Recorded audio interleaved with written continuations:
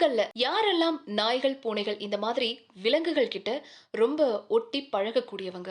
தெருநாய்களுக்கு நேரடியா உங்க கைகளாலேயே உணவ குடுக்கிறவங்க. தெருநாய்கள், பூனைகள தொட்டு தூக்கி அதுடைய வெல்விஷரா இருக்கக்கூடியவங்களா நீங்க?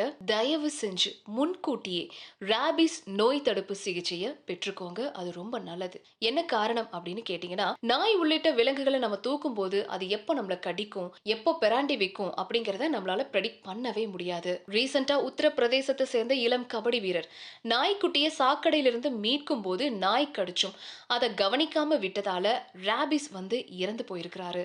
தினம் தினமும் கல்லூரி மாணவ மாணவிகளும் ஏரியா மக்களும் தெருநாய்களோட ரொம்ப நெருக்கம் பாராட்டி கையில பிஸ்கெட் வச்சு புகட்டுறதையும் நம்ம பார்த்துட்டு தான் இருக்கோம். இவங்க எல்லாருமே முன்கூட்டியே ராபிஸ் தடுப்பூசியை போட்டுக்கோங்க.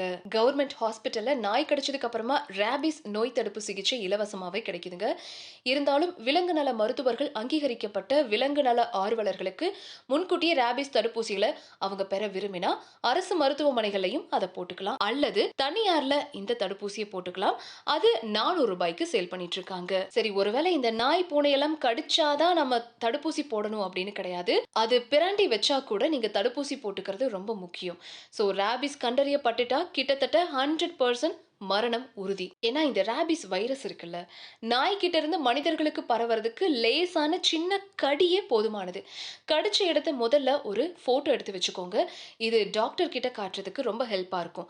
பின்னாடி கடிச்ச இடத்த நல்லா ஓடும் குழாய் நீர்ல சோப்பு போட்டு 15 நிமிஷத்துக்கு நல்லா தேய்ச்சி கழுவுங்க. அதுக்கப்புறமா டெட்டனாஸ் தடுப்பூசி, ராபிஸ் தடுப்பூசி போட்டுக்கோங்க. கடிச்ச இடத்துல சின்ன துளி ரத்தம் பார்த்தாலும் கட்டாயமா ராபிஸ் இம்யூனோகுளோபிலுல் அப்படிங்கிற ஒரு ஊசியை நீங்க போட்டுக்கணும்.